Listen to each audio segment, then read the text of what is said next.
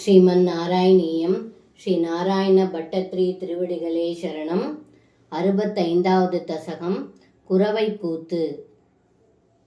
கோபி ஜனாய கதிதம் நியமாவசானே மாரோத்சவம் த்வமத சாதயிதும் பிரவೃத்தः சாந்த்ரேன சாந்திரமஹசாசிசி रीगृधासे प्रापूरयो मुरळिगां यमुनावनान्ते सम्मूर्छनाभिरुदितस्वरमण्डलाभिः सम्मूर्छयन्तमखिलं भुवनान्तराळं त्वद्वेणुनादमुपगण्य विबोधरुण्यस् तत्तादृशं कमपि सिद्धविमोहमाहुः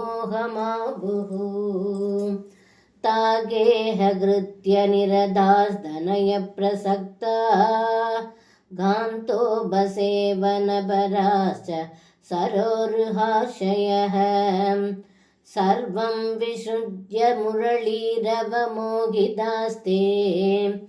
कान्तारधे समयि घान्त देना समेधाः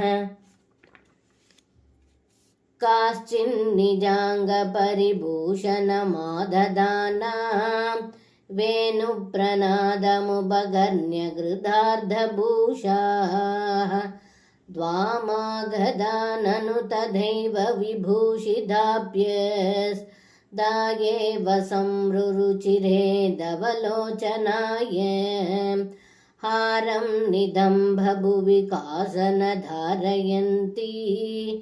काञ्चीं च कण्ठभुवि देव समागदा त्वां हारित्वमात्मजगनस्य मुकुन्ददुभ्यं व्यक्तं बभाष इव मुक्तमुखी विशेषात् काचित्कुचे पुनरसञ्जितकञ्जुलीका व्यामोहदप्रवधूभिर्लक्ष्यमाना द्वामाययौ निरुपमप्रणयादिभार राज्ञाभिषेकविधये कलसीधरेव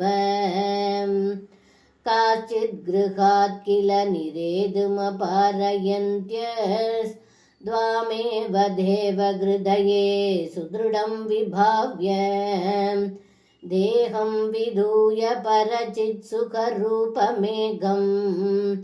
द्वामाविशन् परमिमाननुधन्यधन्याः जारात्मना न परमात्मदया स्मरन्त्यो नार्यो गदा परमहंसगतिं शनेन त्वं द्वां प्रगास परमात्मधनुं कथञ्चित् चित्ते वहन्नमृदमस्रमस्नुवीय अभ्यागदाभिरभितो व्रजसुन्दरीभिः मुक्तस्मिदात्र वदन करुणावलोकी नित्सीमगान्तिजलधिस्त्वमवेश्यमानो विस्वैघकृत्य हर मे भवने सरोगान्.